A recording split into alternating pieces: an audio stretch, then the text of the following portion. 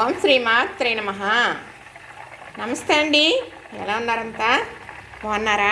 నేను కూడా బాగున్నానండి. మరి ఈరోజు నెయ్యి కాస్తున్నానండి. మొన్న మేగడ మీద వెన్న తీసాను. ఈ రోజుకైతే 4 రోజులు అయింది. సోమవారం తీసాను. సోమవారం కాయకూడదని చెప్పాను.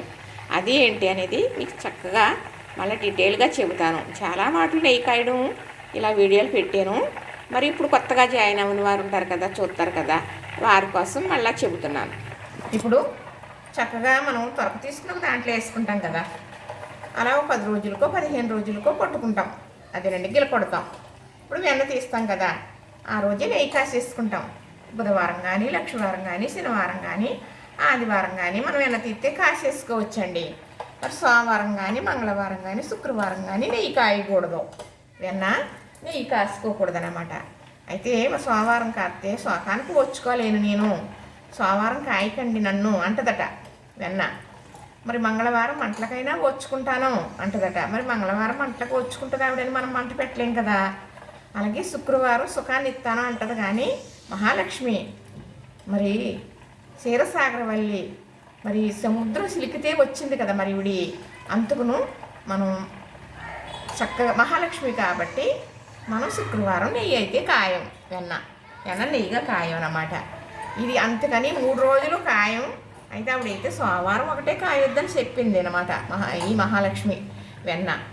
సరే, మరి నేనైతే మీకడ సిలికేసి చక్కగా వెన్న తీసేసానండి. వెన్న తీసేసి మరి తెల్ల నీళ్ళు వచ్చేటంతటి వరకు, మజ్జిగ పోయే వరకు కడిగేసానండి. వెన్న కడిగేసి పక్కన పెట్టేశాను. మరి ఆ రోజు సోమవారం, మర్నాడైతే మంగళవారం, బుధవారం అయితే నాకు అసలు ఖాళీ లేదు. ఈరోజు అయితే లక్షవారం.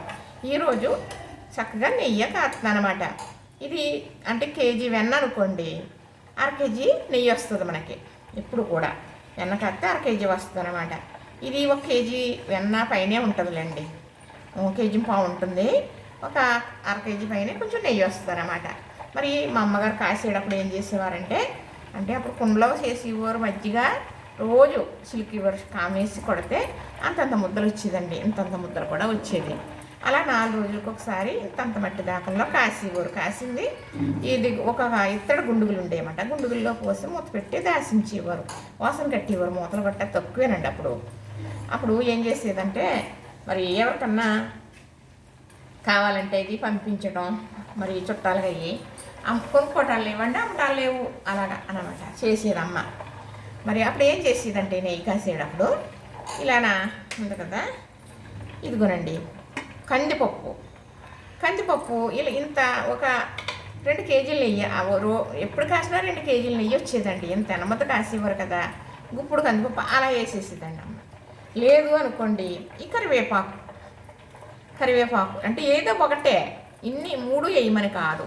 లేదనుకోండి 2 తమలపాకులు చక్కగా వేసేసి ఇదిగోనండి నేను వేసేస్తున్నాను. ఈరోజైతే తమలపాకు వేసి కాస్తున్నాను అనమాట. ఇంతకుముందు నేను కరివేపాకు వేసి కాయడం, కందిపప్పు వేసి కాయడం చూపించాను. అలానే మనం లెమన్ గడ్డి ఉంటుందండి, మొక్కలు పెట్టుకుంటాను నేను. ఆ లెమన్ గడ్డి కూడా చక్కగా వేసుకోవచ్చు. అది కూడా మంచి స్మెల్ వస్తుంది అన్నమాట. మనకు దేవుడికి ప్రసాదాలు చేస్తాం కదా, అలాంటప్పుడు వాడతాం కదా నెయ్యి. అప్పుడు మంచి సుగంధ స్మెల్ వస్తూ ఉంటుంది. మరి అలా స్మెల్ వచ్చి ప్రసాదాలు చేసి పెట్టాలి అసలు లెక్క ప్రకారంగా దేవుడికి. మరి మరొకటి చెబుతానండి. మరి లక్ష్మీదేవికి ఆ పులిహార కన్నా దద్దోజనం, చక్కెర పొంగరి, అలానే మళ్ళా ప్రసాదం మరి అలా నెయ్యితో చేసినవి మాత్రమే పెట్టి చాలా మంచిది అని గురువర్యులు చెప్పగా నేను వినగా మీకు నేను చెబుతున్నానండి. అయితే పులిహార అనేది మరి చాలామంది పెడతారు. మా పిల్లలు కూడా, అమ్మాయిలు కూడా పెడతారండి. మా కోడలు కూడా పెడుతుందో లేదో తెలియదు, కానీ చేయకపోతే తను చేయదండి. నేను ఏది చేస్తుంది మా కోడలు, లేదంటే చేయదు. అంతా నేను చెప్పనక్కర్లేదు. నేను చేసినట్టు నువ్వు చెయ్యని నేను చెప్పనవసరం లేదు, ఇలా చేయమని కూడా చెప్పనవసరం లేదు. చూస్తుంది అనుకోండి, పాలు అయిపోతుంది అలాగా. లేదంటే అత్తయ్య గారు ఇలా చేయనండి అని అడుగుతుంది. అసలు అలాగనమాట. పిల్లలైతే ఆడపిల్లలు కదా, వాళ్ళకి నచ్చినట్లుగా చేసుకుంటారు, అడిగితే అడుగుతారు అనుకోండి. అయితే మనం ఇలాగ నెయ్యి వేసి మనం ప్రసాదాలు చేసి పెట్టుకోవాలి మహాలక్ష్మికి. అలానే మళ్ళా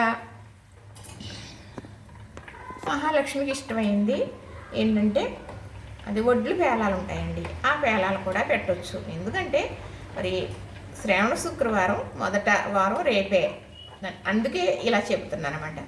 నాకు తెలిసింది చెబుతున్నాను. ఏముందండి, ఎన్ని పెట్టేసి పిండి వంటలు వండేసి అవస్థ పడిపోయి చేస్తే పూజ చేయలేము. అన్నీ చేయమని ఏ దేవుడు చెప్పలేదు. చక్కగా పచ్చలుడు చేసుకోండి. ఏముంది, బియ్య పిండి, అందులో కొంచెం బెల్లం, అయితే పాలు, లేదంటే కొంచెం ఇలాగా ఆవు నెయ్యి. ఇది మామూలు గేదె పాలు వెన్న తెత్తే వచ్చిన నెయ్యి అనుకోండి, ఆవు నెయ్యి మన ఇంట్లో ఉంటుంది కదా, వేసేమే అనుకోండి, చక్కగా పచ్చలుడు అయిపోతుందా. మరి అలాగనే కాకుండా మామూలు శనగలు పెడతాం మనం. శ్రావణ శుక్రవారం ఉంటే శనగలు పెడతాం, శ్రావణ మంగళవారం కూడా చేసేవారు చేస్తారనుకోండి. ఆ శనగలు మొలకలు వచ్చినాయి పెడితే మరీ మరీ మంచిది, మరి సంసారం అభివృద్ధి అవుతుంది అని అంటారనుకోండి. అంటే ఆ మొలకలు మనం ప్రసాదంగా తీసుకుంటాం కదా, మనకు కూడా గొప్ప ఆరోగ్యం కదా, అందుకనమాట. చూసారా ఎంత బంగారు రంగు వచ్చిందో, ఇలా రావాలండి నెయ్యి. ఇప్పుడైతే స్టవ్ ఆపేస్తున్నానండి. చూసారా ఎంత మంచి కలర్ వచ్చిందో, నెయ్యి కాసినప్పుడు ఈ కలర్ రావాలి. మరి చల్లారేటప్పటికి ఇంకొంచెం మంచి కలర్ వస్తుంది, ఇంకా కలర్ వస్తుంది అనమాట. అలా వస్తే నెయ్యి మంచి కమ్మట స్మెల్ వస్తుంది. మరి ఈ నెయ్యి చేసిన ఏ ప్రసాదం అయినా గొప్ప రుచి కూడా ఉంటుంది అనమాట.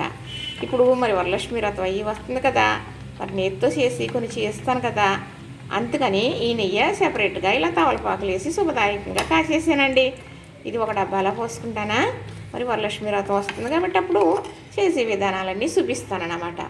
చక్కగా అమ్మవారికి మనం పులిహార అనేది నేను పెట్టనండి. ఎప్పుడో ఒక గురువారీలు చెప్పారు, విన్నానమాట టీవీలో. విన్నప్పుడు చెప్పు నుంచి ఇంక పెట్టకూడదు అయితే పులిహారని అమ్మవారికి. ఆ లక్ష్మికి పులిహార ఇష్టం, మరి లక్ష్మీ పూజ చేసిన పులిహార పెట్టకూడదు అని గురువారీలో చెప్పారనుకోండి. అంటే విన్నాం కదా, పాటిస్తున్నాను కదా, అందుకు అలా ఉండిపోయాను. అయితే మామూలుగా అయితే అమ్మవారు ఉంటారు కదండి, దుర్గమ్మ తల్లి, సత్తమ్మ తల్లి, ఆ అమ్మవారికి పెట్టచ్చు. ఒక మహాలక్ష్మికి మాత్రమే పులిహార పెట్టకూడదు అనేసి అంటారు. అంటే ఆ లక్ష్మి పులుపు కారం ఇష్టం, ఆవిడ వచ్చి తినేసి వెళ్ళిపోతుంది అనేసి అంటారన్నమాట. చక్కగా ఇలా కాసేసానండి. కాసే విధానం చూశారు కదా. కందిపప్పు కానీ, కరివేపాకు కానీ, తవలపాకు కానీ వేసి కాయడం వల్ల నెయ్యి అనేది రెట్టింపు రుచి అవుతుందన్నమాట. చక్కగా డబల్ అవుతుంది రుచి. కట్టేసాను కదా, ఇది చల్లారిక ఓ డబ్బాలోకి ఉడకబెట్టేస్తానండి. మరి నెయ్యి కాగిన తర్వాత గోకారం అని వస్తుంది, ఇందులో అంటారనమాట, లోపల వస్తుంది అనమాట. నేనైతే చక్కగా కడిగేసాను కాబట్టి తక్కువ వస్తుంది. ఆ పొపర్ అనేది కడిగినప్పుడల్లా వాటర్లో పోతుందన్నమాట. అయితే ఇలా కాసుకోవాలండి మంచిగా. అంటే మీగడ కూడా చెప్పాను, పెట్టాను, సాట్లోనే పెట్టాను. మీగడ పెరుగు మీద మీగడ మాత్రం తీసుకుంటే అది చిలికితే వచ్చిన వెన్న నెయ్యి కాసుకుంటేనే మంచి రుచి వస్తుందండి, మంచి స్మెల్ ఉంటుంది, చాలా బాగుంటుంది. ఒక్కొక్కరు పచ్చిపాల మీద కూడా మీగడ తీసేస్తారు. తీసేసి ఒక దాంట్లో వేసి మరి చిలుకుతామన్నప్పుడు ఏం చేస్తారంటే తోడేసేసి ఒక రోజు మరనాడు సిలికి ఏమైనా తీస్తారు. అలా మా చిన్నపాప చేసేది, అందుకు నాకు తెలుసు కాబట్టి చెబుతున్నాను అనమాట. అలా చేసిన నెయ్యి మనం కాసినప్పుడు ఈ కలరు రాదు, ఈ రుచి రాదు. ఇదేనండి చెప్పాలి అనుకున్నది. ఒకటికి రెండు మాటలు చెప్పడం అనేది ఇదే. చూసారు కదా, చక్కగా నెయ్యి అనేది రెడీ అయిపోయిందండి. అర కేజీకి కొంచెం ఉంటుందిలేండి ఇది. నేను అమ్మవారికి చేసినప్పటికీ కూడా సరిపోతుంది. ఇప్పుడు మరి అందరికీ నెయ్యి ఉండదు కదండి, మీరంటే ఇలా చక్కగా చేసుకుంటున్నారు కాబట్టి నెయ్యి పెట్టి చేస్తాను, అమ్మవారికి ప్రసాదాలు అంటున్నారు అని అనుకుంటారు కదా. ఇప్పుడు సరే కుడుగులు వండుతారు కదా, జిల్లేడుకాయలు వండుతారు కదా, అలానే బెల్లం తాలికలు వండుతారు, పరవాణం వండుతారు, చక్కెర పొంగరని, అది మన ఇష్టం వండుతాం కదా. అప్పుడు ఏం చేయాలంటే వండేసిన తర్వాత ఈ నెయ్యి అనేది కొంచెం అన్ని మనం పెట్టిన ప్రసాదాలన్నిటి మీద కూడా నెయ్యి చిలికేమనుకోండి, మనం ఇలా మాట్లాడుతూ చేసిన చెందిన అలాంటి దోషాలన్నీ పోయి శుద్ధి అయిపోతుంది అన్నమాట. అందుకును మనం అన్నీ సర్దేసిన తర్వాత నెయ్యి మా అమ్మగారు అయితే ఇలా ఇలా ఇలా సిలికివ్వరు అన్నమాట. అలా సిలికితే నెయ్యి పడింది అనుకోండి శుద్ధి అయిపోతుందంట, నెయ్యితో చేసింది అంటుండదంట, పెద్దవాళ్ళు చెప్పేవారు అన్నమాట. అందుకని పచ్చలుడు చేసినప్పుడు కూడా కొబ్బరి తురుము వేసి చేసామనుకోండి, బియ్య పిండి బెల్లం కలిపేసి కొబ్బరి తురుము ఉండగా చేసేస్తే పచ్చలుడి, అది గొయ్యి ఇలా పెట్టి ఆ గొయ్యి మీద నెయ్యి వేసేవారు మా అమ్మగారు గుంట్లో, అంటుండదు. నెయ్యి ఎత్తి మనం ప్రసాదానికి అంటలేదంటండి, అలా చేసేవారు చెప్పేవారు. అలాగా ప్రసాదంగా తింటే కూడా అమృతంలాగా ఉంటుందండి, ఆరోగ్యం కూడా కలుగుతుంది. చేసుకునేది మనం చేసేది చాలా జాగ్రత్తగా శ్రద్ధగా మాత్రం చేయాలి. ఇది మాత్రం నేను చెబుతాను. ఎందుకంటే చేసేసామా అయిపోయింది అక్కడతో. అలా కాకుండా ఒక శ్రద్ధ తీసుకుని అనేది చేసుకోవాలి. చేసే పని ఏదైనా సరే ఎలా చెయ్యాలో అలానే చెయ్యాలి. పర్వాలేదు, ఇలాగైనా పర్వాలేదు, అయితే ఇందులే అలాంటి పనులు అస్సలు చేయకూడదు. దేవుడి దగ్గరికి వచ్చేటప్పటికి ముందే చేయకూడదు. ఇదేనండి, మొలక పెసలు పెట్టుకోవడం మంచిది అని చెబుతున్నాను కదా. ఉన్నవారు ఉన్నంతా చేసేస్తారు, ఓపుకున్నవారు ఓపుకున్నంతా చేసేస్తారు. అలా అని కాదండి. ఆ తల్లిని అక్కడ పసుపు ముద్దన చేసి 2 తమలపాకుల్లో పెట్టి పొట్టు పెట్టి అమ్మా అని పిలిస్తే ఆవిడ ఆహ్వానం అయిపోతుందండి. అలానన్నా చేసుకోవచ్చు. కానీ మనం తృప్తి కోసం ఇవన్నింటినీ చేసుకుంటాం. అన్నీ అమ్మెత్తేనే కదా మనం చేసుకుంటాం. అమ్మ శక్తి కూడా అమ్మ ఇవ్వాలి. మరి చేసి అలసిపోయి పూజ టైంకి ఇబ్బంది పడేటట్టు కాకుండా చక్కగా పూజ అనేది చేసేసుకుని తర్వాత నైవేద్యాలు చేసి పెట్టుకుని చెల్లించుకునేవారు కూడా ఉంటారండి. అలా కూడా చేసుకోవచ్చు. ఎవరికి వీలైనట్టు వాళ్ళు చేసుకోండి. లైక్ చేయండి, షేర్ చేయండి, సబ్స్క్రైబ్ కూడా చేసేయండి. నెయ్యి అనేది చల్లారిపోయిందండి మాటల్లో. చూసారా చూడటానికి ఎంత బాగుందో. చక్కగా ఇంకా అందులో ఒక